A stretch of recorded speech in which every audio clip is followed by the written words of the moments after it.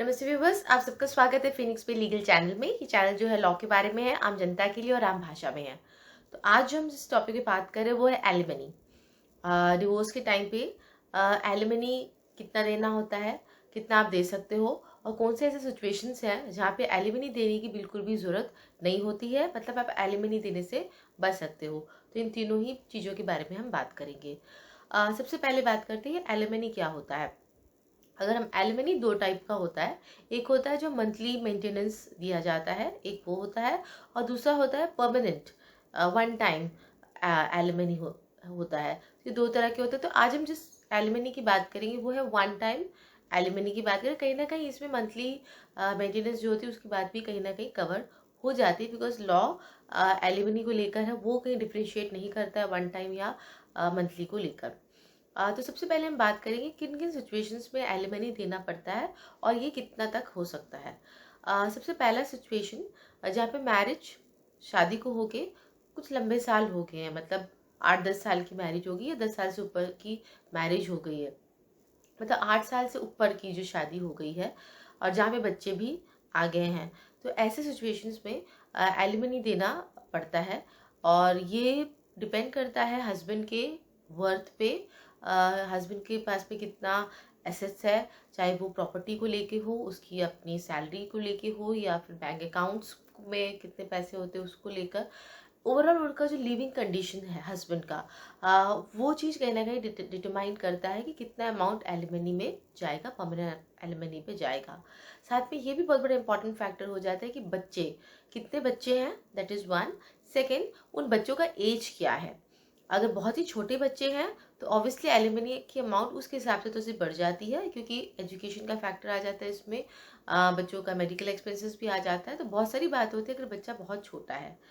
In fact अगर बच्चे 7-8 साल के भी होते हैं तब उनकी हायर एजुकेशन की बात आ जाती है। तो बच्चे बहुत इंपॉर्टेंट रोल प्ले करते हैं एलिमनी को लेकर। तीसरा चीज यह भी देखा जाता है कि वाइफ की एज क्या है।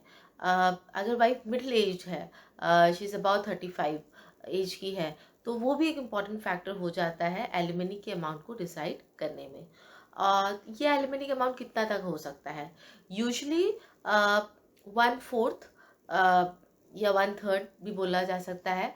1/3 तक अमाउंट दिया जाता है। नेटवर्थ, हस्बैंड का जो कंप्लीट नेटवर्थ होता है उसका 1/3 अमाउंट यूजली डिसाइड हो जाता है एज ए परमानेंट एलिमनी।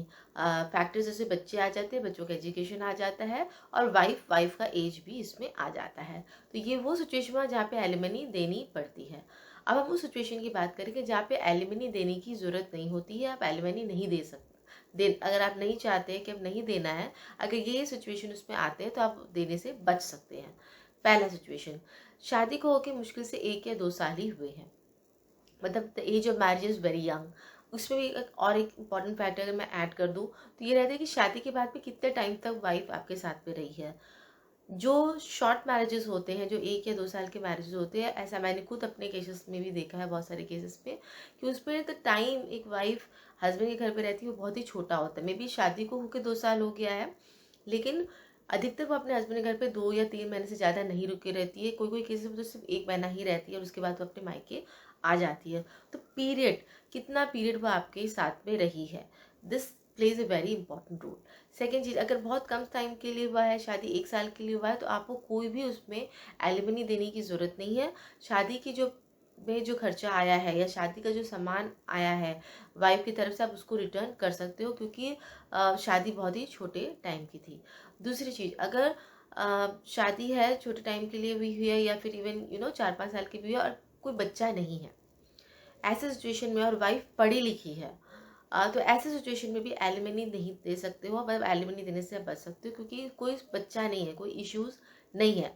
हाँ, शादी हो गई है, 1-2 साल है और उसी में बच्चा हो गया है, तो एलिमनी आपको देना पड़ सकता है बच्चे के लिए। मे बी वाइफ के लिए नहीं, लेकिन बच्चे के लिए देना पड़ सकता है। तो अगर बच्चा नहीं है, शादी के कुछ साल हो भी गए हैं, तो भी आप एलिमनी देने से बच सकते हो, या फिर कम एलिमनी आपको देना पड़ता है जो बहुत ही नेग्लिजिबल हो सकता है। तीसरा सिचुएशन जहाँ पे आपको एलिमनी देने की जरूरत नहीं हो सकती, वो ये कि वाइफ अपना खुद का भरण पोषण अच्छे से कर सकती है, वो एक एजुकेटेड पर्सन है। दूसरा इंपॉर्टेंट चीज़, वो शादी से पहले काम करती थी या शादी के बाद में भी काम कर रही है और उसने काम से कभी कुछ छुट्टियां नहीं ली है, और she is a working person और हाईली एजुकेटेड पर्सन है, कोई उसको अगर फिजिकल डिसेबिलिटी नहीं है और वो अपना भरण पोषण अच्छी तरीके से कर सकती है, तो भी आपको एलिमनी देने की ज़रूरत नहीं होती है। तो व्यूअर्स, आज का ये वीडियो इस एलिमनी के ऊपर ही था। आई होप आपको मेरा ये वीडियो अच्छा लगा है। अगर अच्छा लगा है तो लाइक शेयर सब्सक्राइब ज़रूर कीजिएगा, और डिस्क्रिप्शन बॉक्स ज़रूर देख लीजिएगा। मेरे बहुत सारे जो सोशल लिंक्स है वो मैंने डाला हुआ है, और कोई भी सवाल है तो आप अपने कमेंट सेक्शन में आप पूछ सकते हैं या मुझे मेल करके पूछ सकते हैं। Thank you so much for watching my video.